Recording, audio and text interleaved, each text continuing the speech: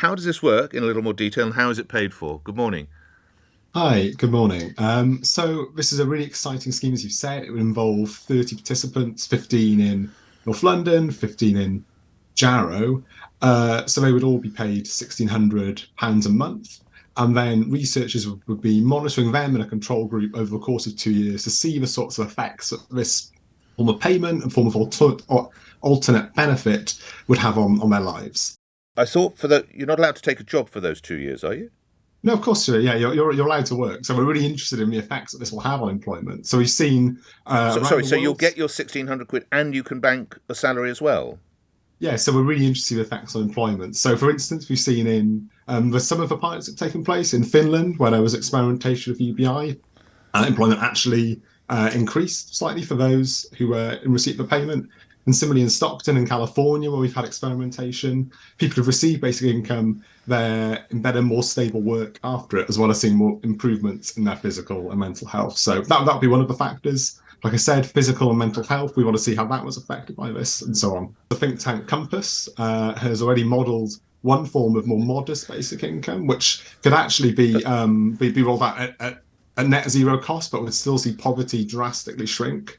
Yeah, that's one of the effects Well, we've of seen in lots course of you these will, trials. Is because poverty is drastically, but drastically shrunk by this Jack, of approach. course poverty will shrink because you're giving people 20 grand a year. In this pilot, that would be the sum that goes forward. There are lots of different models for basic income at different levels that have been put forward, but look, this is huge. This, I think, the other side of that is poverty would shrink. We could eliminate poverty Well, of with course it basic will, income at because this you're, level. of course, but someone on the only way it would be funded would an increase in taxation. I would have thought you're not going to be able to get charity to fund it for everybody. I appreciate for your project and good luck to you, and I hope all the necessary funding comes forward. But to roll this out across the country, yeah, of course you'll end poverty because who is ever in work will be paying taxes the like of which no one's ever seen before. Well, there are plenty of different models have already been put forward for this. Not all of them would be particularly extreme tax rates that you suggested there. You know, there are lots of different models for funding this. That's not the focus report. That's not what we've been doing. But we think, what we want to do and what we really want to focus on is to see what happens at this local level amongst these people.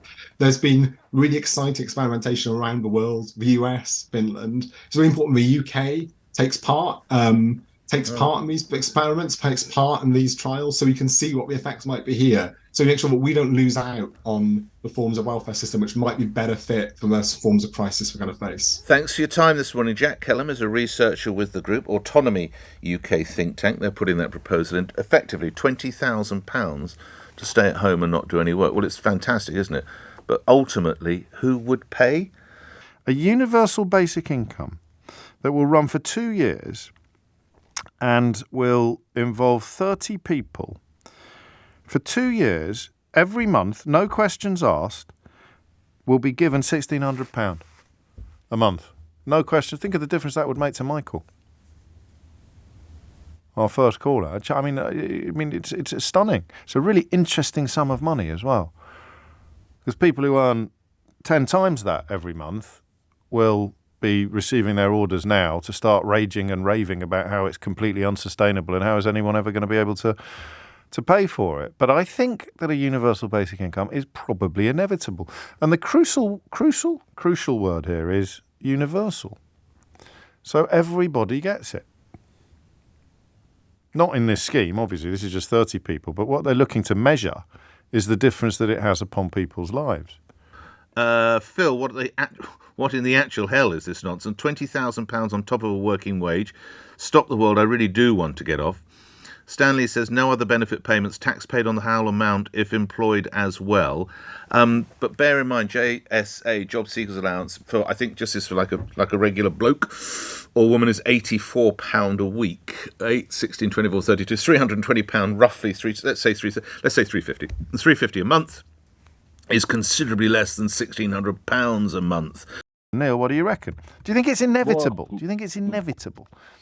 Morning, James. Hello, mate. Yeah, I think it probably is. I do too. That's a big surprise. I like it as a concept. Yes. And I think, it's an absolutely sensible thing to do. Think about it. If you make people financially secure in terms of covering the back, like previous caller said, I agree with much of what they said, giving them that financial safety blanket. You can pay the bills.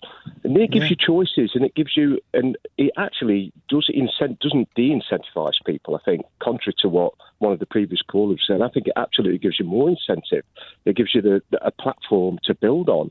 So if you are got aspirations about building a career in a particular area, and you need to retrain, for example, it opens up options for you, and to perhaps be able to do that.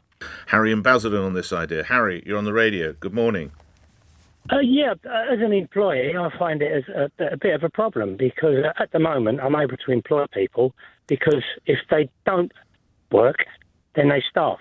Well, now I have to say, of course, the bargaining position totally undermined. That there'll be people shouting at the radio now that you're exploiting them, and then it's good, therefore, that exploitative bosses such as you are not paying paltry wages, almost a basic wage, and you'll have to pay a proper wage, is what they would say. Yeah, well, they're right, because that's the system we live in. It's a system of exploitation. That is capitalism for you. So it's a way of managing capitalism to a little way, but it affects me and probably will affect a lot of other unscrupulous employers. What line are you in? Retail and also hospitality. Right. You don't mind being an unscrupulous employer? Well, the circumstances, it's the system. I live in the system. I'd like to change the system, but until such times as we can change the system, that's what we've got. Daniel, what would you like to say about UBI? It's not about giving everyone sort of 5-bedroom houses with swimming pools. It's about covering the basics so that you know that you don't have to worry about that, and then you can build your life on that. And I think in the last sort of couple of years, when we've had pandemics and all sorts of kind of economic shocks, that has become more and more important. Who's against it in your experience? Well, I think people tend to. Some of the objections are often around two things. One is, what will people do with it, right? Will they spend it all on fags and watching television and drinking beer? Generally, what I tend to say about that is, I tend to think that I'm not that special, and I'm like other people, and I don't think I would do that. And you posed that question to one of your colleagues. What would that stop you working? And people always say, oh no, not me, but other people. Not me, but those other people over there with the flat screen televisions. Because that's the weirdest thing about right-wing rhetoric about feckless, work-shy, lazy people. Is it if their choices are so attractive, why don't you do it yourself? Yeah, most people don't, because I don't most want to people live are like that. you, right? So they will do whatever, whatever is sensible, right? And they will spend it on whatever also, yes, exactly. And we are mostly, and if you're not aspirational, then you probably need some help in other areas of your life in order to be leading a slightly better existence. But it is such a powerful weapon used by right-wing idiots it used to be flat-screen TVs. Do you remember that? Everyone had a flat-screen TV. About 10 years after, it became impossible to buy a telly that wasn't flat-screen. They were still banging on about how everybody who received any benefit at all from the welfare state was spending it all on flat-screen television. So you'll get the same rhetoric here.